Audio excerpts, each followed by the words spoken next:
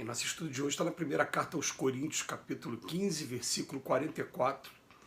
Semeia esse corpo animal, ressuscitará corpo espiritual. Emmanuel vem comentar na lição 171 do livro Vinhas de Luz.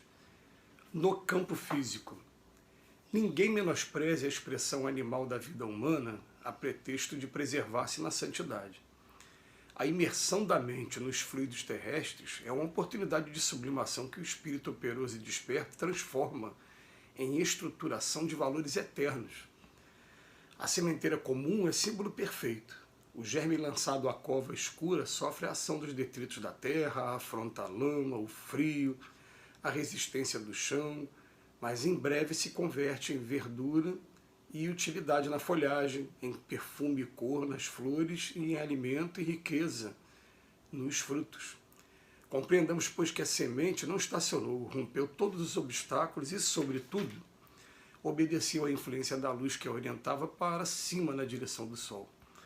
A cova do corpo é também preciosa para a lavoura espiritual quando nos submetemos à lei que nos induz para o alto.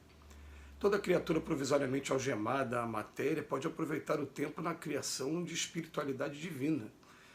O apóstolo, todavia, é muito claro quando emprega o termo semeia-se, que nada planta quem não trabalha, quem nada planta, quem não trabalha na elevação da própria vida, coagula a atividade mental e rola no tempo a maneira de seixo que avança quase inalterável a golpes inesperados de natureza.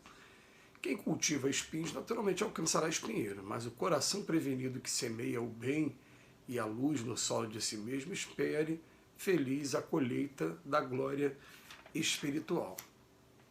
Na primeira carta aos Coríntios, Paulo fala do corpo espiritual, que a doutrina espírita vem estudar como corpo, como perispírito, em primeiro lugar. Hoje até tem alguns teóricos que vêm classificar o perispírito, vem trazer várias camadas que existem nele. Nós não vamos entrar nesse detalhe nesse momento.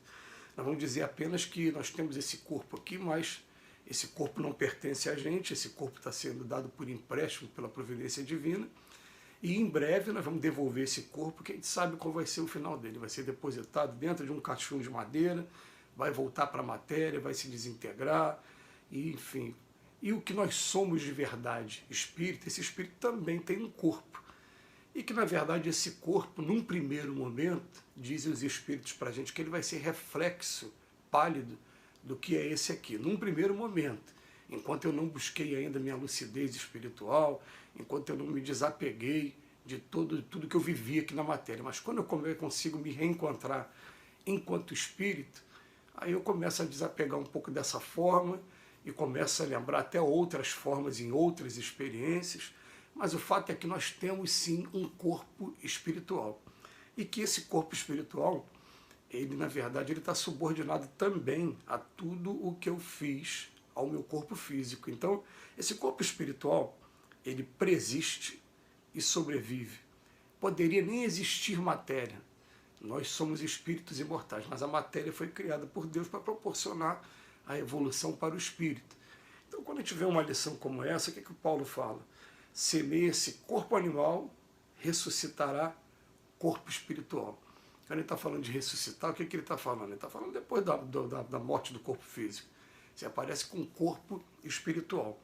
E vem dizendo o Emmanuel para a gente, ninguém menospreze a expressão animal da vida humana a pretexto de preservar-se na santidade. Nada, a gente vai aprender com essa vida quando a gente começar a viver.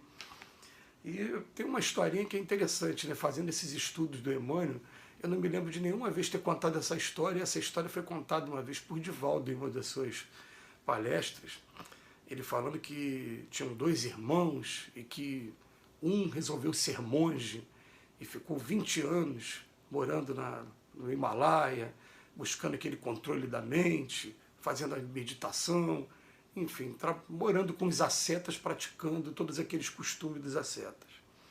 E tem um determinado momento que ele resolve visitar o irmão, lá embaixo onde o irmão morava. E ele pega uma pedra de gelo das regiões mais altas da montanha para mostrar a conquista que ele adquiriu com o tempo. Ele quer levar aquela pedra até o irmão, atravessando sol quente, atravessando o calor do deserto, até chegar onde o irmão se encontrava. E realmente a gente sabe hoje que isso é possível, né? Tem pessoas que conseguem ter essa capacidade de manter a temperatura de um determinado objeto. Ele conseguiu levar aquela pedra de gelo e quando ele chega até o irmão, que ele reconhece o irmão, ao lado do irmão ele vê uma mulher com uma roupa sensual. Aquela visão da roupa sensual acaba deixando ele atordoado e o gelo que ele trouxe com todo o trabalho derreteu antes que ele entregasse para o irmão. E aquilo mostrou o seguinte, que não adianta, gente, através da vida humana, do contato social, é que a gente vai evoluir. Então a gente vem com esse corpo físico e ele vem falar aqui para a gente, você vai ficar o tempo todo só buscando santidade, vai deixar de utilizar o teu corpo físico para estabelecer o contato com as outras criaturas, para aprender, para ensinar. O objetivo acaba não sendo esse, não é esse. Então ele fala para a gente, a imersão da mente nos fluidos terrestres é uma oportunidade de sublimação, que o espírito operoso e desperto transforma em estruturação de valores eternos. A gente precisa de momentos de recolhimento, momentos de meditação, precisa. Mas a gente precisa do contato social para poder estar desenvolvendo o objetivo máximo das encarnações aqui na Terra, que é o aprendizado do amor.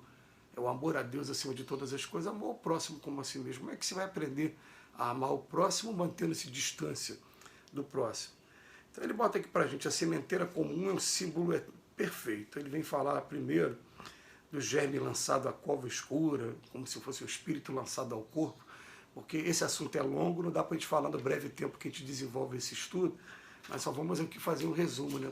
Eles dizem para a gente que a vida como espírito, ela tem bem menos limitações do que o que a gente tem aqui hoje. Então imagina o seguinte, imagina que eu me locomova com a velocidade do meu pensamento, que eu me comunique com a velocidade do meu pensamento. Eu não preciso de nenhum desses meios de comunicação que a gente tem hoje, internet, redes sociais, telefone, nada disso. Pensei na pessoa e me comunico com a pessoa. Imagina que isso vai acontecendo enquanto eu estou como espírito, e de repente eu saio da vida espiritual e venho para cá, para a vida material, ficando um corpo limitado, um corpo que me faz experimentar essas sensações da matéria, frio, calor, fome, sede, e que me provoca o tempo todo a tomar novas atitudes, a desenvolver a minha inteligência para poder sobreviver nesse meio. É isso que esse corpo aqui faz com a gente, que faz com que o espírito evolua no primeiro momento. Então, ó, são duas asas que a gente vai desenvolvendo ao longo das nossas experiências. Uma é a asa da inteligência e a outra é a asa da moralidade. No primeiro momento, a asa da inteligência, porque eu tenho que saciar a minha fome, eu tenho que buscar o alimento, mesmo que seja em detrimento dos outros, em prejuízo dos outros, com violência, com morte, mas eu tenho que saciar naquele primeiro momento. Depois, com o tempo, eu descubro o sofrimento, não quero mais sofrer, e aí o que é que eu faço? Eu começo a buscar a moralidade. Aí sim, começo a entrar em sintonia com a espiritualidade, começo a saber o que eu devo fazer e o que eu não devo fazer daqui para frente. Então a vida na matéria, ela acaba sendo dessa maneira, né? Então jogam a semente aqui para a gente. A semente precisa passar, como ele falou aqui, pelos detritos da terra, lama, frio, resistência no chão, tudo o que eu falei, até que ela deu as flores e deu os frutos. É a mesma coisa acontece com a gente. Ele usa aqui, ó, toda criatura provisoriamente algemada. Nós estamos algemados esse corpo aqui, nós estamos presos nesse corpo. E a gente sabe que a tentativa de fuga ou até o êxito de fuga através das portas do suicídio traz muito sofrimento para os espíritos. Talvez assim, é catalogado o maior sofrimento, entre os maiores sofrimentos que um espírito pode experimentar. Então nós estamos algemados à matéria e quem sabe o tempo do término aqui dessa experiência é Deus. Ele fala para a gente, olha, é muito claro, mas quem nada planta, quem não trabalha na elevação da própria vida, o que ele faz? Ele coagula a atividade mental, rola no tempo, a maneira de seixo que avança quase inalterável. Eu falo, quem cultiva espinho vai para espinheiro, mas se você está semeando bem, luz, no solo de semear,